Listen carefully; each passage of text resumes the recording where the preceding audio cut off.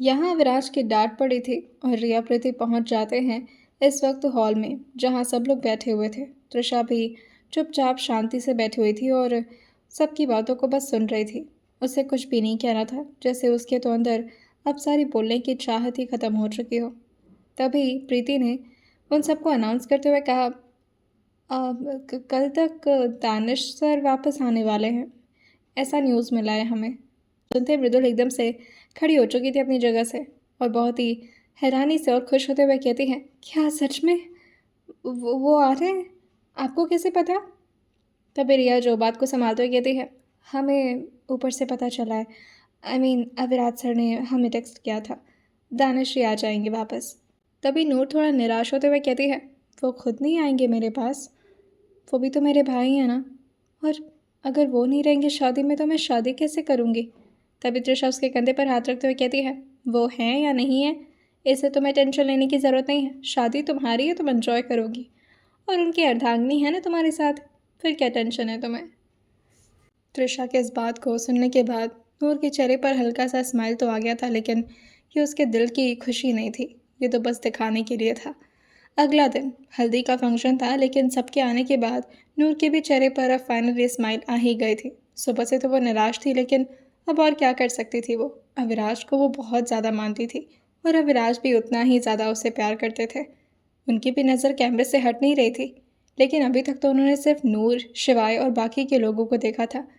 तृषा, जो कि अब जा कर के लगभग 10:30 बजे तैयार होकर बाहर निकली थी अपने कमरे से, उससे बहुत ज़्यादा प्रॉब्लम हो रही थी जिसे वो किसी से भी शेयर नहीं कर सकती थी, और इसी वजह से वो काफ़ी टाइम तक अपने कमरे में ही रह जाती है। स्टाफ ने उसे बुला लिया था, वरना तृषा तो शायद इस फंक्शन में शामिल ही नहीं हो पाती। हाँ, लेकिन जैसे ही वो बाहर निकली थी उसके चेहरे पर वही खुशी, वही रौनक। ऐसा लग ही नहीं रहा था कि उसके दिल में कोई भी इस वक्त निराशा या मायूसी है। रिलेटिव्स को दिखाने के लिए सही, लेकिन तृषा ने जो अपने चेहरे पर स्माइल मेंटेन की हुई थी, आरोही को तो साफ समझ में आ रहा था कि ये कितना फेक है। वहीं आरोही, जो कि अपने बगल में खड़ी मृदुल की तरफ देखते हुए कहती है, ये इतने खुश कैसे? इसे तकलीफ़ नहीं हो रही क्या? और हो भी रही होगी तो कितने प्यार से अपने दर्द को छुपा लेती है। लगता नहीं वैसे तुम्हारी बहन है। पता नहीं क्यों, लेकिन आरोही को अंदर ही अंदर मृदुल से थोड़ी चिढ़ सी हो गई थी, जब से मृदुल ने अपने डैड का साथ देते हुए तृषा को उल्टा सीधा बोला था। आरोही की बात को सुन करके मृदुल, जो आरोही की तरफ देखते हुए कहती है, वैसे आपके हस्बैंड भी तृषा के अविराज जी के ही वजह से आपके पास नहीं रह पाते। आपको इस बात का तकलीफ़ नहीं होता, या फिर अपने हस्बैंड से आप ज़्यादा प्यार नहीं करती हैं? खैर, आपकी मर्ज़ी। अब आपको ज़्यादा फ़र्क नहीं पड़ता, लेकिन मुझे तो पड़ता है। दानिश जी अगर एक भी दिन मेरे साथ ना रहे ना तो मुझे बहुत तकलीफ़ होती है, और प्यार तो इसे ही कहते हैं। तृषा को भी नहीं फ़र्क पड़ रहा होगा अविराज के होने ना होने से। मृदुल इतनी भी रूड हो सकती है, आरोही ने एक्सपेक्ट नहीं किया था। लेकिन अभी नूर अपनी जगह से एकदम से खड़ी हो गई थी तृषा को देख करके, और वो भागते हुए आती है और तृषा का हाथ पकड़ते हुए कहती है, चलिए ना भाभी, सब लोग डांस कर रहे हैं। तृषा के चेहरे पर तो पूरी रौनक थी, और ऐसा लग ही नहीं रहा था जैसे कि वो अंदर से परेशान है। वो भी उसकी बात को मानते हुए उसके साथ तो जाने लगी थी, लेकिन फिर वो अपने हाथ की तरफ देखती है जहाँ उसके हाथों से हल्दी लग चुका था, जहाँ नूर के हाथों की वजह से तृषा की कलाई पर हल्दी लग चुका था। तृषा इन सारी बातों से अनजान थी कि कोई उसे बहुत ही ध्यान से इस वक्त कैमरे के थ्रू देख रहा है। तृषा, जो पहले तो नूर से अपना हाथ छुड़ाती और फिर खुद ही अपने कलाइयों को देख करके अपनी आंखों के आंसू को और ज़्यादा रोक नहीं पाती, जिससे उसे एकांत जगह पर जाना था। वो नूर से अपनी भारी आवाज़ में कहती है, मैं अब 2 मिनट में आती हूँ। और ये बोलकर वो एक ऐसे एरिया में गई थी जहाँ पर उसके साथ अभी कोई भी मौजूद नहीं था। यहाँ पर ना तो ज़्यादा हलचल थी और ना ही कोई रिलेटिव्स और ना ही उनके बच्चे। वहाँ पर वो अकेले थी और इस वक्त अपने ठीक बगल में लगे मिरर की तरफ देख रही थी। उसने काफ़ी खूबसूरत लहंगा पहना था और उसके ऊपर बहुत ही अच्छा भी लग रहा था, और उसके हाथों में ये हल्दी। लेकिन फिर तृषा को याद आता है कि उसके ज़िंदगी में तो ये सारे पल उसे देखने को भी नहीं मिले। उसकी ज़िंदगी में ना तो कभी हल्दी हुई, ना तो कोई मेहंदी, ना तो कोई ऐसा फंक्शन। उसकी तो शादी ऐसे हुई थी जैसे कि उसकी ज़िंदगी का सबसे मनहूस दिन हो वो। लेकिन नहीं, अविराज का मिलना वाकई उसकी ज़िंदगी की सबसे बड़ी खूबसूरती थी। फाइनली 2 मिनट हो जाते हैं और उसने अपने आंसू को छुपा करके जैसे ही अभी पीछे मुड़ती, लेकिन उससे पहले ही आरोही जो पीछे खड़े अपने हाथों को एक दूसरे के साथ बांधे हुए त्रिशा को बड़े एटीट्यूड वे में देख रही थी। और उसे इस तरह से अपने सामने खड़ा देख करके थोड़ा सा परेशान हो जाती त्रिशा कि आखिर उसने फिर से कोई गड़बड़ कर दी क्या। वो भी पूछने वाली थी, लेकिन तभी आरोही चुपचाप जा करके उसको ज़ोर से गले लगा ली थी और फिर प्यार से उसका सिर सहलाते हुए कहती है, जब आशीष जी मुझसे एक दिन के लिए भी नाराज़ होते हैं ना, तो दिल बहुत घबराता है त्रिशा। तुम तो अपने हफ्ते हफ्ते इससे गुजार रही हो, तुम्हें तकलीफ़ नहीं हो रही? और इस चेहरे पर इतना खूबसूरत सा स्माइल, और इस चेहरे पर ये झूठी मुस्कान किसके लिए रखी हो तुम? त्रिशा जो अपने चेहरे को ना मिलाकर कहती है, झूठी मुस्कान क्यों होगी ये? आज फंक्शन है घर पर, आज के दिन निराश क्यों होना है मुझे? और वैसे भी वो मुझसे नाराज़ भले ही हैं, लेकिन मैं बहुत खुश हूँ कि उन्होंने कम से कम मेरी बात का मान तो रखा।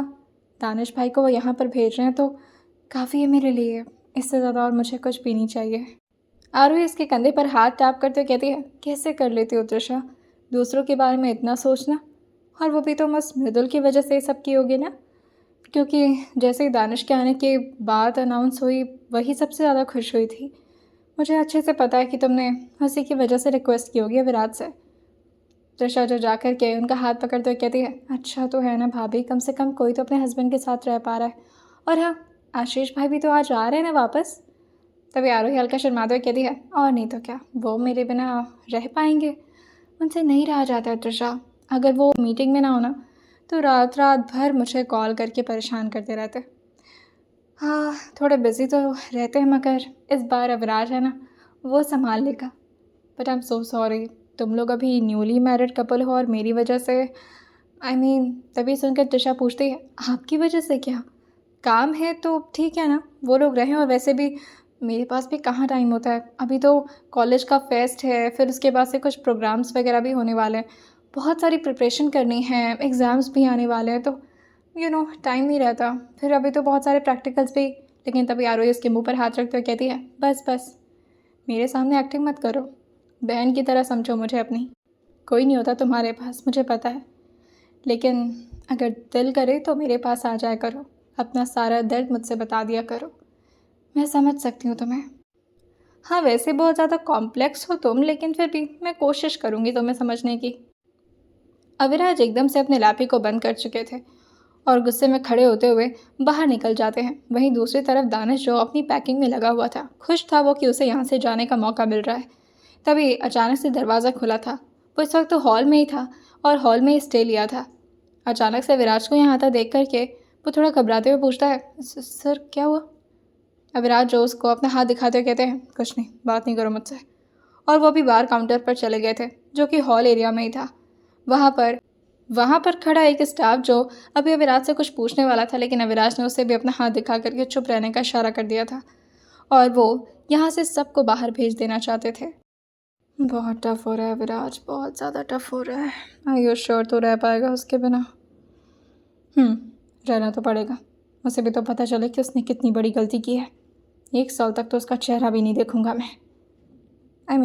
रियल में चेहरा नहीं देखूंगा मैं, कैमरे से तो देख ही सकता हूँ। उसे कौन सा पता लगने वाला है मेरे बारे में।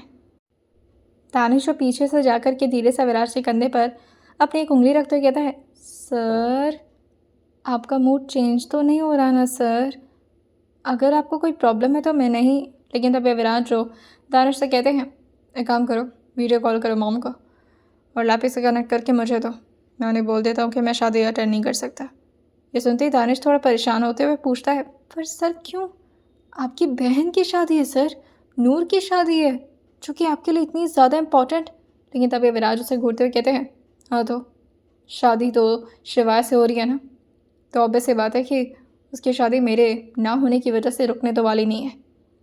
तो फिर ठीक है, वो शादी के बाद मुझसे मिलेगी और उसका जो वो 1-2 महीने का ट्रिप है उसमें हमारे सीटों को भी ऐड कर देना ताकि वो मुझसे मिलने आ जाए।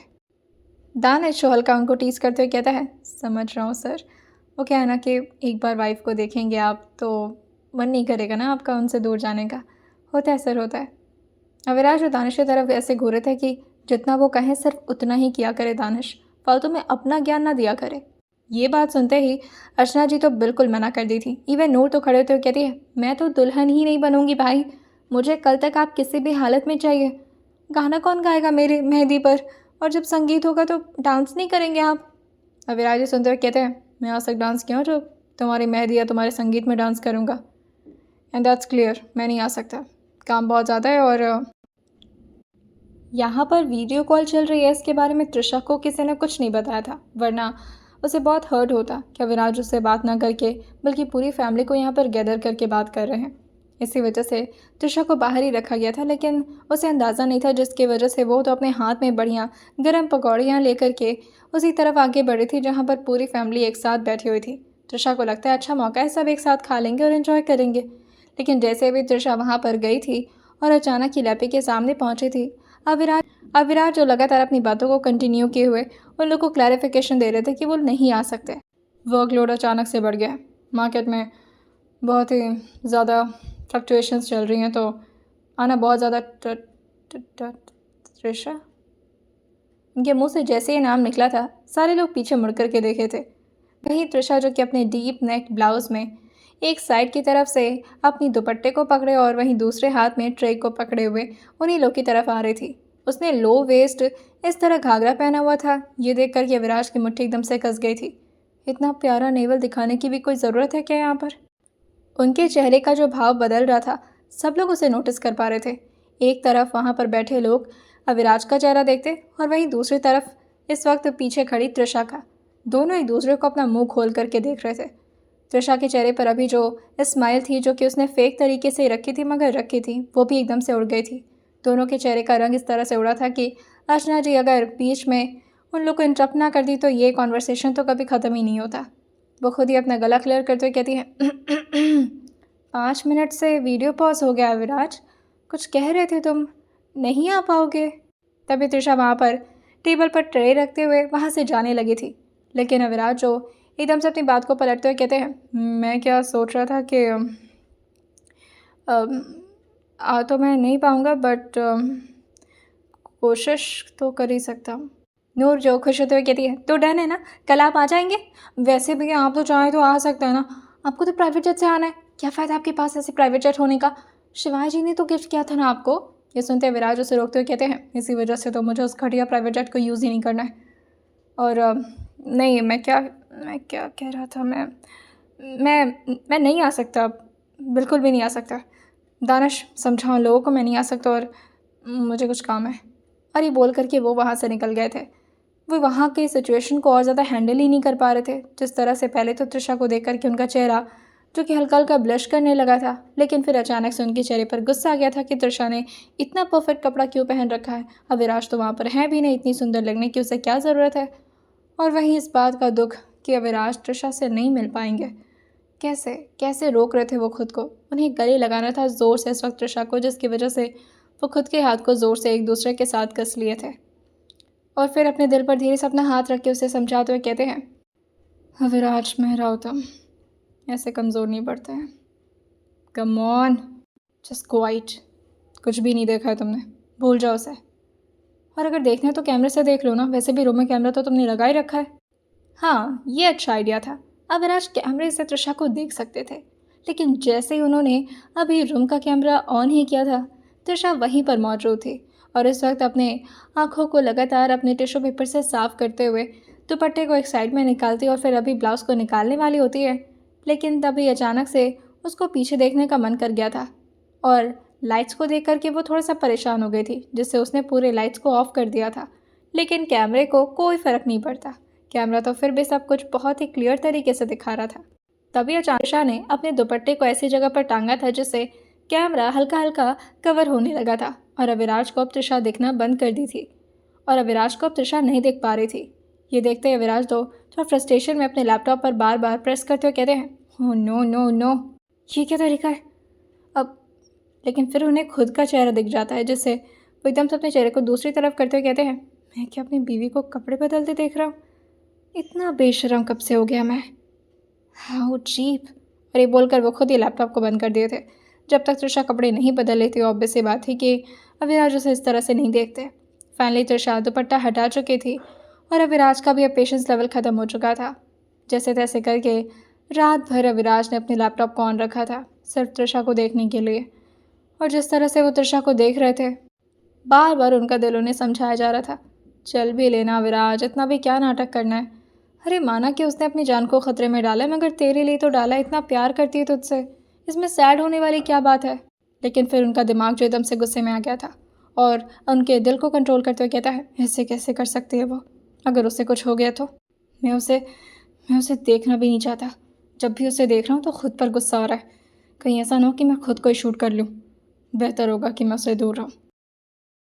अब ये कश्मकश तो कभी ख़त्म नहीं होने वाली थी, लेकिन अविराज ने खुद को इतना बिजी कर लिया था कि अविराज को याद ही नहीं रहता कि उन्हें किसी संगीत को भी अटेंड करना था। वो नहीं आते संगीत में, लेकिन उन्होंने शाम तक वीडियो कॉल फिर से कर दिया था, जहाँ पर अभी नूर की मेहंदी चल रही थी। अविराज भी वहाँ पर मौजूद थे, लेकिन इस वक्त सिर्फ उन्हें लैपटॉप की स्क्रीन पर ही देखा जा सकता था। तभी तृषा भी अपने हाथों में मेहंदी लगवा रही थी। अविनाश का ध्यान नूर पर तो था, लेकिन उसके साथ ही तृषा की हल्की फुल्की आवाज़ भी उन्हें सुनाई दे रही थी। वीडियो कॉल पर थे वो लोग। ऑब्वियस सी बात है कि तृषा की आवाज़ उन्हें क्लैरिटी के साथ सुनाई देती, लेकिन वो देखना चाह रहे थे कि आखिर तृषा है कौन सी साइड। तभी वो वहाँ पर पहुँचे दानिश से कहते हैं, तुम ज़रा लैपटॉप को थोड़ा सा घुमाना। ये सुनते ही दानिश जो कहता है, सर पर नूर मैडम तो यहाँ पर है, आप किसी और को देखना चाहते हैं क्या। तभी अर्चना जी जो धीरे से कहती हैं, हाँ भाई अब घुमा दो, वैसे तृषा इधर बैठी है, दानिश घुमा दो लैपटॉप। जैसे ही अभी लैपटॉप का स्क्रीन तृषा की तरफ घुमा था, दानिश ने जानबूझकर के उसे इस तरह से घुमाया था कि तृषा को भी अविनाश प्रॉपरली नजर आए और दोनों एक दूसरे के आमने सामने हो।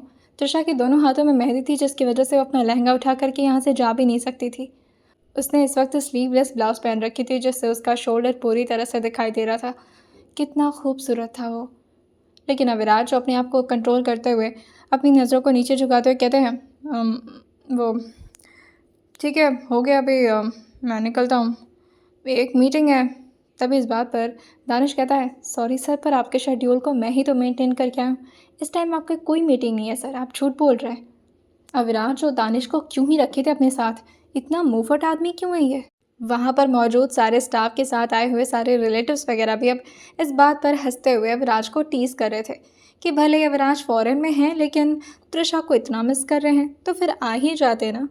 उन सारे आंटियों के लेक्चर सुन करके अविनाश को ऐसा लग रहा था जैसे कि उन्होंने गलती ही कर दी वीडियो कॉल करके।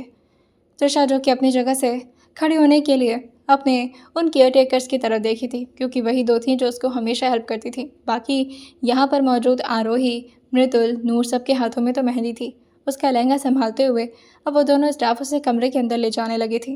वही अविनाश के चेहरे पर एक हल्की सी स्मर्क आ गई थी, ये सोच करके कि तुम्हें क्या लगता है, अगर तुम मेरे सामने से यहाँ से हट जाओगी तो तुम्हें देख नहीं पाऊँगा मैं। माई आइज ऑलवेज, तुम कहीं भी जाओ मेरी नज़रें हमेशा तुम्हें ढूंढ लेंगी मैडम। जैसे ही वो रूम के अंदर गई थी, अविनाश अब अपने दूसरे लैपी में उसी कैमरे को ऑन कर चुके थे और फिर आराम से अपने गालों पर अपना हाथ टिकाए हुए उसकी तरफ देखना शुरू कर देते हैं। तभी दानिश जो इस तरह अविनाश को गायब देखते हुए पूछता है, सर आप नहीं है तो फिर मैं वीडियो कॉल।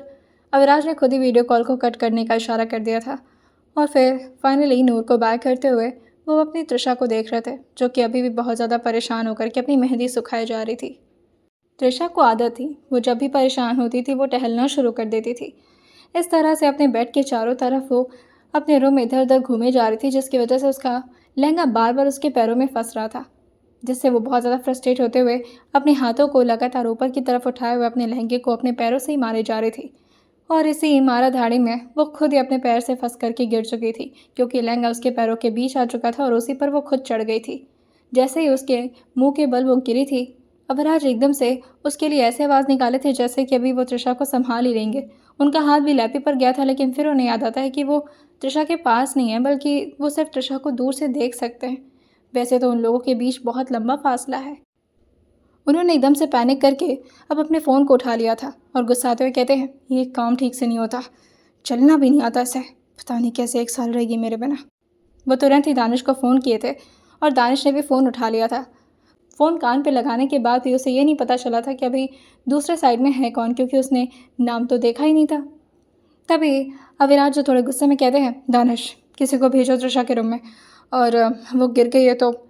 लेकिन ये बात गलती से दानिश ने स्पीकर पर कर दी थी, क्योंकि अभी उसे मृदुल का हाथ पकड़ना था। मृदुल उसको अपनी मेहंदी दिखा रही थी और वो बहुत ही ध्यान से उसकी मेहंदी को देखने में लट्टू हो रखा था, और ये बात सबको सुनाई दे जाती है। सब लोग हैरान थे कि अविराज को ये बात कैसे पता चली कि त्रिशा अपने रूम में गिर गई है। त्रिशा बेचारी ठीक से उठ भी नहीं पा रही थी क्योंकि उसकी मेहंदी अभी सूखी नहीं थी और उसे अपनी मेहंदी ख़राब नहीं करनी थी। बहुत ही खूबसूरत डिज़ाइन था उसका, उसकी पसंद से रखा गया था और त्रिशा ने बहुत ही कस्टमाइज वे में उसे रखवाया था। अगर ख़राब हो जाती तो फिर प्रॉब्लम हो जाती। त्रिशा धीरे धीरे करके अपने लहंगे को संभालती है अपने पैरों से और फिर उठने की कोशिश तो करती है, लेकिन उसके नाक पर चोट लग गई थी। सारे लोग इस वक्त भागे भागे त्रिशा के रूम के साइड में आए थे और तभी आरोही, जो कि एक स्टाफ को इशारा करते हुए कहती है, दरवाज़ा खोलो, मेरे भी हाथ पर मेहंदी लगी हुई है। आशीष जी आइए अब ज़रा। लेकिन आशीष जो पीछे रहते हुए कहते हैं, मैं कैसे आ सकता हूँ, तुम लोग जाकर देखो, I think ladies will be better ना। अब वहाँ पर पता नहीं क्या कंडीशन है और अविराज के रूम में तभी अविराज जो इस वक्त स्पीकर पर सब कुछ सुन रहे थे और आशीष से कहते हैं, अभी जिसको भी जाना है रूम में जाए और उसे देखे, नाक पर चोट लगी होगी उसके। अर्चना जी, जो कि फ़ोन को अपने हाथ में पकड़ते हुए कहती हैं, अविराज तुम उससे गिरा हुआ कैसे देख लिए? क्या तुम यहाँ पर हमारे आसपास हो? तभी अविराज कहते हैं, नहीं, मुझे मेरे सिक्स सेंस से समझ में आ जाता है। वो गिरी है तो बस मुझे ऐसा फील हुआ कि वो गिरी है क्या वो? अर्चना जी, जो कि अविराज के झूठ को अच्छे से पकड़ते हुए कहती हैं, हाँ, अभी भी पड़ी हुई है फ्लोर पर। ऑब्वियसली वहाँ पर सो तो नहीं रही होगी, गिरी हुई है। उठाओ इसे संभाल करके। क्या करती हो तुम, गिर जाती हो ऐसे ही। और अगर गिरना ही होता है तो फिर ऐसे लहंगे क्यों पहनती हो, संभलता ही नहीं है तुमसे। वो जानबूझ करके अविराज को सुना सुना करके त्रिशा को डांट रही थी। अविराज जो पहले तो थोड़ी देर रोकते हैं, लेकिन फिर खुद से कहते हैं, नहीं ज़्यादा हो रहा है अभी। और अर्चना जी को वो बोल ही देते हैं, आप उसे क्या डांट रही हैं, उसका लहंगा इतना भारी था, खरीदा किसने, उसकी बेवकूफ़ी है। और फिर प्रॉब्लम हो रही हुई उसे चलने में, डांटना बंद करिए और देखिए उसे चोट तो नहीं लगी। ये सारी बातें स्पीकर पर थी जिससे त्रिशा भी उसे सुन पा रही थी। विक्रांत और वानिका भी यहीं पर थे, जिससे तुरंत ही दानिश के हाथ से अब विक्रांत ने फ़ोन ले लिया था और बाहर आते हुए कहता है, सर क्या कर रहे हैं, आपका ऑरा ख़राब हो रहा है। आपको पता है स्पीकर पर करके सारे लोग को ये बात सुनाई जा रही थी। लेकिन अविराज को इस वक्त इस बात की ज़रा भी फिक्र नहीं थी कि उनका ऑरा घट रहा है। उनको इस बात की फिक्र थी कि त्रिशा को ज़्यादा चोट वोट तो नहीं लगी, कहीं उसका होठ वोट तो नहीं कट गया। और वो विक्रांत को भी इसी बारे में डांट रहे थे कि वो इस वक्त किस बात पर लगा हुआ है। जाकर चेक करे त्रिशा को, अगर ज़्यादा प्रॉब्लम है तो डॉक्टर को बुलाए। विक्रांत हल्का स्माइल करते कहता है, सर अगर आपको इतनी फिक्र होती है तो आप आ क्यों नहीं जाते हैं? ना मैडम को कोई प्रॉब्लम होगी और ना आप उन्हें कोई प्रॉब्लम होने देंगे, और इससे आपको भी खुशी मिल जाएगी। शादी है कल नूर मैडम की, एक बार और सोच लीजिएगा सर आप। अगर आ जाते तो सबको अच्छा लगता। अब थोड़ी देर में सब लोग वहाँ से धीरे धीरे जाने लगे थे। उसको ज़्यादा चोट नहीं आई थी, बस हाँ हल्की सी उसको नाक पर चोट लग गई थी और उसका होठ भी हल्का सा कट गया था, मगर ये कोई ज़्यादा चोट नहीं थी, जिसकी वजह से त्रिशा भी सबको खुद से ही बाहर जाने के लिए कह देती है। बस आरोही यहाँ पर रुकी हुई थी। आशीष जो बाहर से इशारा उसे कर रहे थे कि वो चले, लेकिन जैसे ही आरोही ने अपने चेहरे को ना मिलाया था, आशीष तुरंत ही बात मानते हुए वहाँ से बाहर चले जाते हैं। और त्रिशा, जो कि आरोही के साथ चुपचाप शांति से बैठी हुई थी, अपने हाथ को लगातार देख रही थी और उसे एसी की हवा से सुखाने की कोशिश कर रही थी। आरोही जो अपने हाथों की मेहंदी को दिखाते हुए कहती है, देखते हैं किसकी मेहंदी ज़्यादा चढ़ेगी। वैसे मुझे तो नहीं लगता कि अब राजू तुमसे प्यार करते हैं, तो अब तुम्हारी मेहंदी हल्की ही चढ़ेगी, है ना? इस बात पर त्रिशा, जो कि एकदम से अपने चेहरे पर स्माइल लाते हुए कहती है, आपने देखा नहीं उन्होंने कैसे ऐसे पैनिक करके बोला, और जब मम्मी जी मुझे डांट रही थी तो उसके चेहरे पर अभी जो स्माइल आई थी, अभी मन कर रहा था आरोही जी का कि वो ज़ोर से उसके चिक बोन को नोच लें, लेकिन ऐसा वो नहीं कर सकती थी, अपने हाथ की मजबूरी थी। उसे समझा, आज तुमसे प्यार नहीं करता ऐसा सोचने की गलती भी मत करना, बहुत ख्याल रखता है वो तुम्हारा। पता नहीं क्या हो जाता है उन्हें, हैं थोड़े से अकड़ू टाइप, लेकिन इसका मतलब ये नहीं है कि तुम अपने दिल को छोटा करोगे और निराश हो जाओगे। नहीं आ रहे ना नूर की शादी में, ना आए। एक काम करो, जब नूर और शिवाय हनीमून ट्रिप पर जाएंगे तो तुम भी चली जाना। ये सुनते त्रिशा कहती है, क्या बोल रही हैं आप, मैं उन दोनों के बीच में क्या करूँगी, कबाब में हड्डी। ये सुनते आरोही कहती हैं, अरे नहीं, मैंने सुना है कि अविराज ने हनीमून ट्रिप पर अपने सिटी को भी ऐड किया है, तो अगर तुम वहाँ जाती हो, उन्हें सरप्राइज़ करती हो, तो शायद वो वापस आ जाएंगे त्रिशा। लेकिन त्रिशा इस बात पर तुरंत ही अपने चेहरे को नाम हिला दी थी और जवाब में धीरे से बस इतना ही कहती है, अगर वो मुझसे दूर रहकर खुश है तो मुझे कोई एतराज़ नहीं है, मैं और ज़्यादा अपनी सेल्फ़ रिस्पेक्ट को लूज़ करके उनके पास नहीं जाना चाहती, क्योंकि उन्हें बहुत तकलीफ़ हो रही है अभी। और वजह कुछ ऐसी है कि मैं आप लोग को नहीं बता सकती। I am so sorry. अगर रहते हैं दूर तो रह लेने दीजिए, पर मैं नहीं जा सकती। फाइनली बहुत मुश्किल से अविराज ने खुद को संभाला था नूर की शादी के दिन। ऐसा लगता कि वो बस रो ही देंगे, और जब भी वो रोने जाते वो चुपचाप शावर के नीचे खड़े हो जाते, क्योंकि वो अपने आंसू को नहीं संभाल सकते थे। अजीब सी जिद चल रही थी उनके दिल और दिमाग के बीच में। दिल उन्हें डांट रहा था कि आखिर वो ये सब क्यों कर रहे हैं, लेकिन दिमाग जो कि अलग ही गुस्से में था। वो किसी भी हालत में त्रिशा को नहीं फेस करना चाह रहे थे। इसी तरह से वक्त और ज़्यादा बीतने लगा था, मगर उसके साथ त्रिशा और अविराज के बीच में जो करीबियत थी उससे कोई भी फ़र्क नहीं पड़ता। अभी भी त्रिशा अविराज के बारे में और अविराज त्रिशा के बारे में हमेशा केयर करते थे। अविराज की जगह पर अब कॉलेज प्रोफेसर भी दूसरे आ चुके थे, और ये भी बहुत ज़्यादा यंग और काफ़ी ज़्यादा स्मार्ट थे। त्रिशा के बारे में शिवाय से उन्हें पता चल गया था, और इसी वजह से वो त्रिशा का बहुत ख्याल रखते थे। हाँ, पता बस इतना ही चला था कि वो शिवाय की फेवरेट स्टूडेंट है। शिवाय का निहाल नाम के डॉक्टर से काफ़ी अच्छी बनती थी, और उन्होंने ही प्रोफेसर के तौर पर उन्हें यहाँ पर रिकमेंड किया था। परिवार ने कभी भी त्रिशा को अपने आप से अलग नहीं किया, और ना ही कभी भी अविराज के दूर जाने का दोषी उन्होंने त्रिशा पर ठहराया। विश्वराज जी भी अपनी बेटी की तरह उसे मानने लगे थे। सब कुछ ठीक चल रहा था यहाँ पर, लेकिन त्रिशा के दिल में जो अभी भी तूफान उठ रहा था, उसका सलूशन उसे कहीं पर भी नहीं मिल सकता था। हाँ, निहाल के साथ उसकी थोड़ी बहुत अब अच्छी खासी कॉन्वर्सेशन होने लगी थी, क्योंकि शिवाय तो अब अपनी मैडम जी के साथ बिजी थे, और उनके भी जगह पर एक टेम्पररी प्रोफेसर यहाँ पर रख दिए गए थे, लेकिन वो थोड़े से अकड़ू थे। शिवाय के प्राइवेट जेट में बैठे इस वक्त नूर अपने हाथ में टैबलेट पकड़ी हुई थी, और इस वक्त अर्चना जी से बातें कर रही थी कि अब एम्स्टर्डम के लिए निकल रहे हैं। अर्चना जी जो कि ये नाम सुनते ही कहती हैं, अविराज भी तो वहीं। तभी नूर कहती है, हाँ, फाइनली उनसे मिलने जा रही हूँ, और थोड़ा बहुत घूम भी लूँगी, पर वहाँ पर मेनली घूमने का इरादा नहीं है, बस भाई से मिलने जाना है। वरना आपको तो पता है ना, मुझे शांत जगह पसंद है, और एम्स्टर्डम बहुत ही ज़्यादा फास्ट सिटी है मॉम। वैसे भाभी कहाँ हैं? जब से अविराज यहाँ से गए थे और उसका भी कॉलेज स्टार्ट हुआ था, त्रिशा का ध्यान सिर्फ उसके पढ़ाई पर रहता था। जैसे कि सिर्फ पढ़ाई के द्वारा ही वो अविराज को याद कर सकती है, और उन्हीं के सहारे वो जी रही थी। अपने हाथों में बुक पकड़े हुए वो हर जगह बस इधर उधर घूमती रहती और अपनी पढ़ाई में लगी रहती। अर्चना जी जो कि इस वक्त बाहर की तरफ देखती हैं, गार्डन में बैठी इस वक्त वो झूले पर अपने हाथों में बुक पकड़े हुए शांति से उसे पढ़ रही थी, और साथ ही अपने आप से कुछ बातें किए जा रही थी, जैसे कि खुद को ही प्रोफेसर बन के समझा रही हो, जैसे कि विराज उसे समझाया करते थे। अर्चना जी जो अपने आंसुओं को छुपाते हुए कहती हैं, कुछ नहीं बेटा, वो बस डॉक्टर की पढ़ाई है तो बहुत ज़्यादा पढ़ना पड़ता है उसे, पढ़ रही है बस। वैसे उसे ये सब मत बताना, अगर अविराज माने तो ठीक है, वरना। तभी नूर कहती है, मेरा पहला करवा चौथ वहाँ पर होगा मम्मा, आई एम सो एक्साइटेड, और आप बिल्कुल परेशान मत हो, भाई को मैं मना लूँगी। आपको तो पता है ना, वो मेरी कोई बात नहीं टालते हैं, सब ठीक हो जाएगा।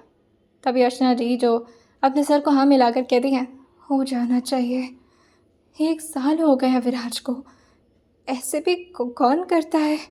और तुम्हें भी इतना दिन बाद मन किया अपने भाई से मिलने जाने का। हाँ, पहले नहीं जा सकते थे तुम लोग।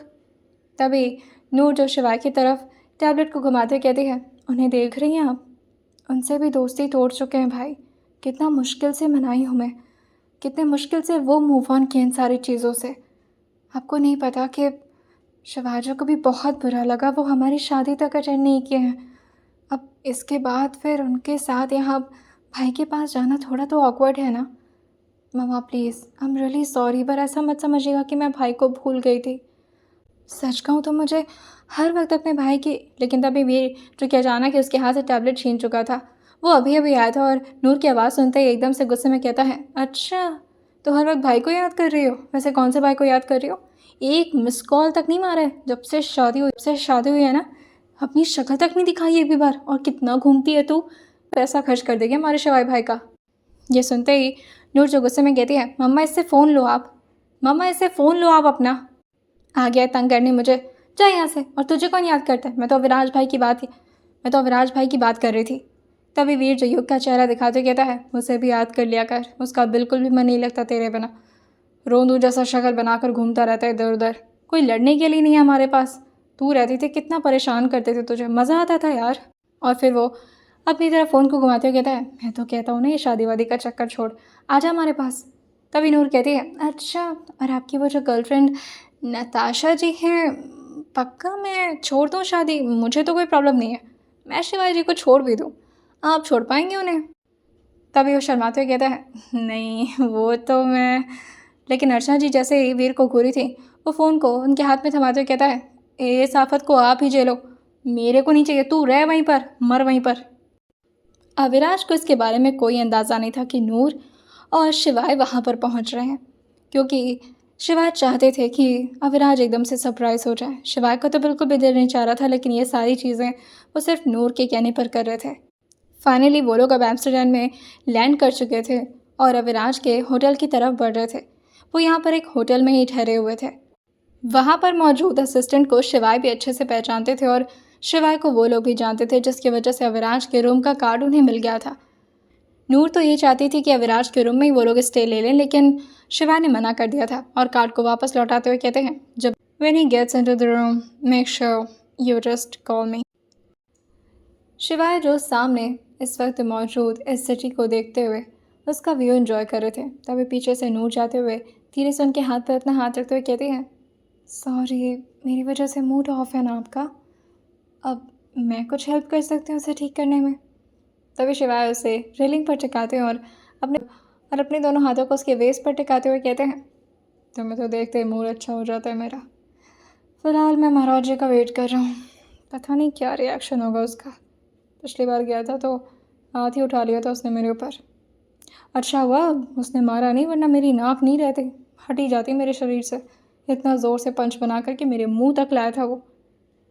प्यार से नूर जो कि उनकी गालों पर हाथ रखते हुए कहती है, भाई आपको कुछ भी नहीं करेंगे, और अगर आपके ऊपर हाथ उठाया भी ना तो मैं आपके सामने आ जाऊँगी और भाई के थप्पड़ को मैं खा लूँगी, प्रॉमिस। अब प्लीज़ ना सैड मत होइए और परेशान तो बिल्कुल भी मत होइए, सब ठीक हो जाएगा।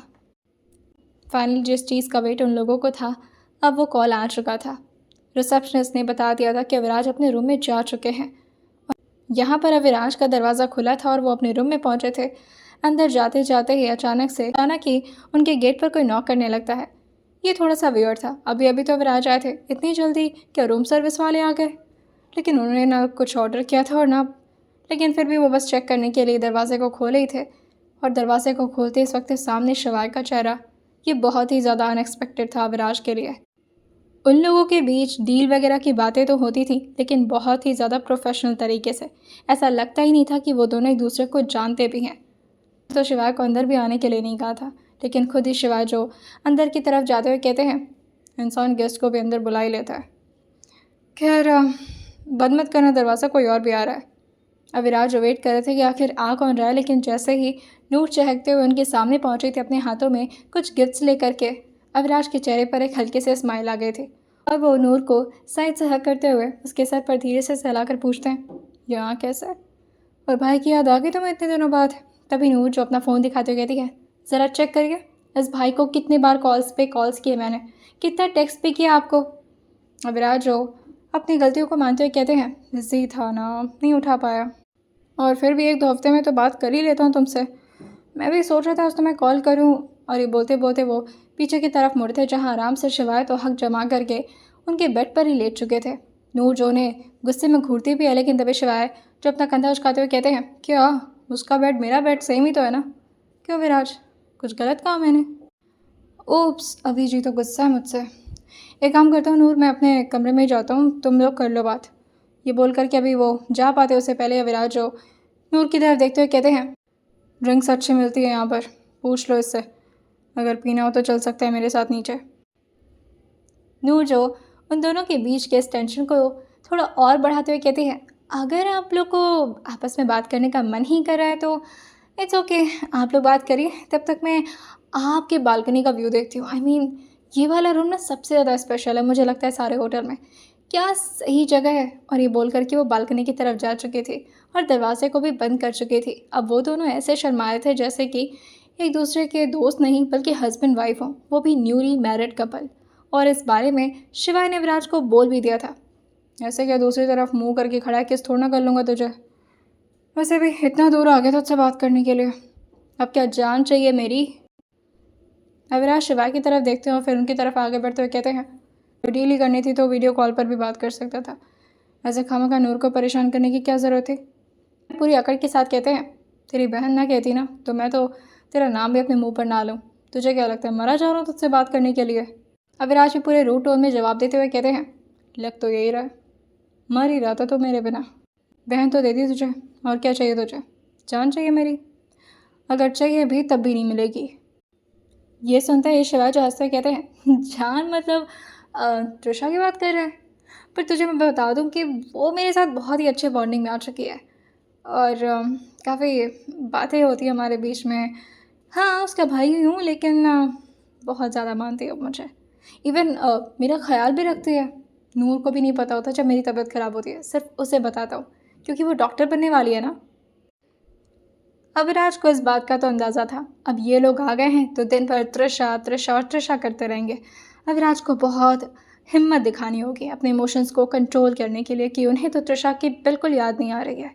भले वो हर दिन बहुत ज़्यादा ड्रिंक करते हैं और बहुत ज़्यादा अपने आप को हर्ट करते हैं, लेकिन उसके बावजूद भी उन्हें अपने इमोशंस पर कंट्रोल तो रखना ही होगा। थोड़ा देर नूर के साथ उनकी बातें हुई थी और फिर शिवाय और अविनाश नीचे की तरफ जा चुके थे। अभी भी दोनों के बीच में कोई बहुत ही अच्छी खासी कॉन्वर्सेशन तो नहीं हो रही थी, मगर हाँ यही काफ़ी था कि वो लोग आपस में बात तो कर रहे हैं। अविनाश ने कुछ ज़्यादा ही ड्रिंक करना शुरू कर दिया था। जिस तरह से वो ड्रिंक किए जा रहे थे तभी उनको रोकते हुए शिवाजी उनके हाथ से ड्रिंक लेते हुए कहते हैं, क्या कर रहा है, हाँ इतना कौन पीता है, और पता है ना तेरे हेल्थ का इशू है, किडनी वगैरह। तभी अविनाश हंसते हुए कहते हैं, पागल ले गए तो शराब का किडनी से क्या लेना देना, लिवर ख़राब हो रहा है और लिवर का ट्रांसप्लांट तो नहीं कराएगी ना वो मेरा। थोड़ी देर के लिए सही वो लोग अब बाहर की तरफ आ चुके थे। होटल से बाहर एक अलग ही दुनिया थी। थोड़ी शांति हो गई थी क्योंकि रात अब ज़्यादा हो गई थी। फिर शिवाय जो अविनाश को एक सुनसान जगह पर ले जा कर के बिठा दिए थे। वहाँ पर न ज़्यादा शोर था और ना ही ज़्यादा गाड़ियाँ आ जा रही थी। उन्हीं के ठीक बगल के बेंच पर ही वो भी बैठते हुए कहते हैं, मौसम काफ़ी ठंडा है यहाँ का, तृषा होती तो उसके तो नाक लाल हो जाते नहीं।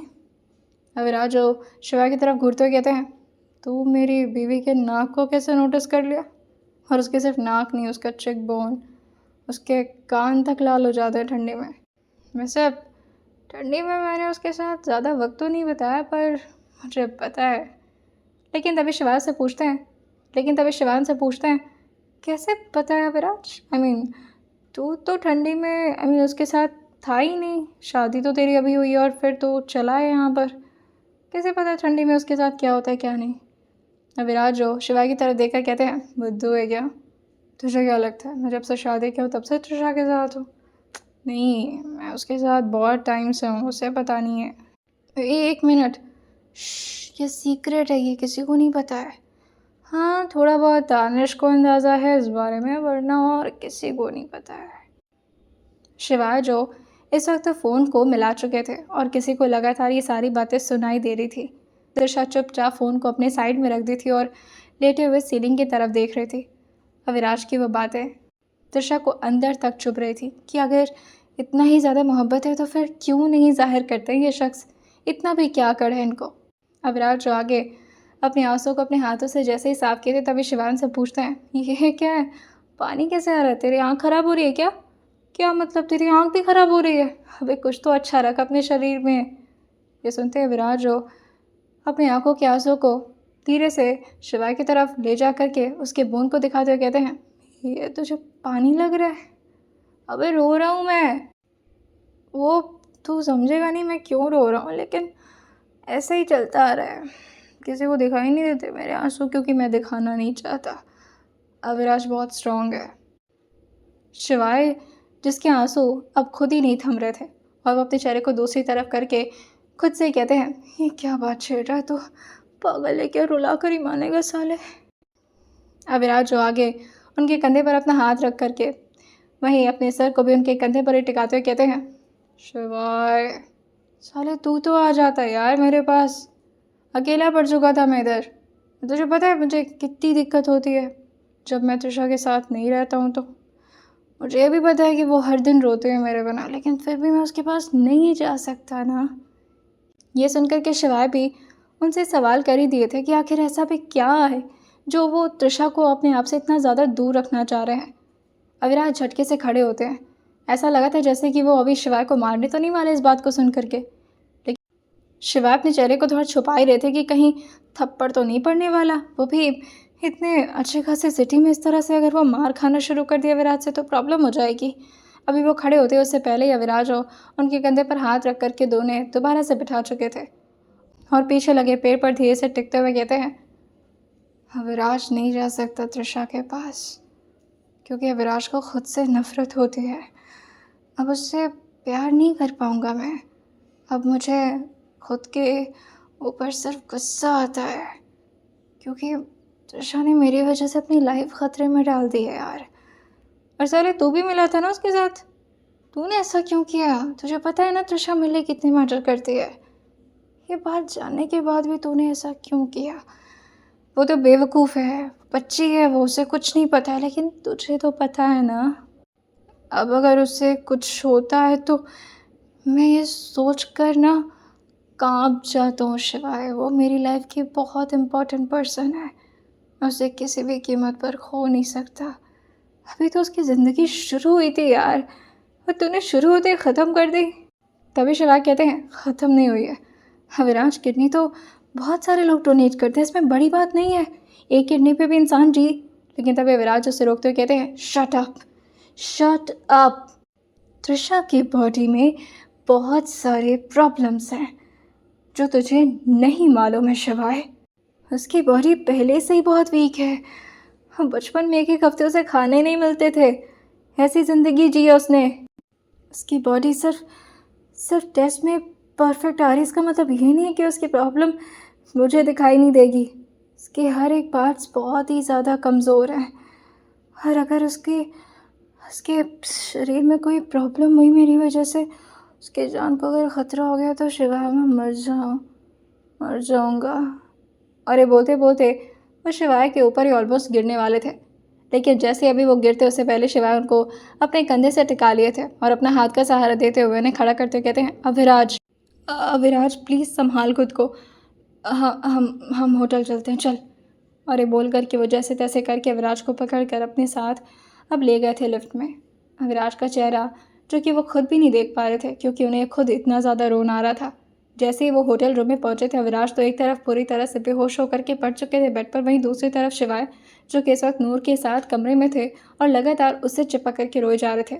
नूर जो उन्हें बच्चों की तरह समझाई जा रही थी, हुआ हुआ क्या है, इतना क्यों रोना आ रहा है आपको, सब ठीक तो है ना? ये सुनते ही शिवाय जो रोते हुए कहते, मैंने बहुत बड़ी गलती की है क्या? वो बच्चे जैसे रो रहा था मेरे सामने और मैं कुछ नहीं कर पा रहा हूँ। नूर, उन दोनों को मिलवा दे यार, वरना ये ना हमारी जान निकाल देंगे, हम नहीं रह पाएंगे ऐसे इन दोनों को अलग अलग देखते हुए।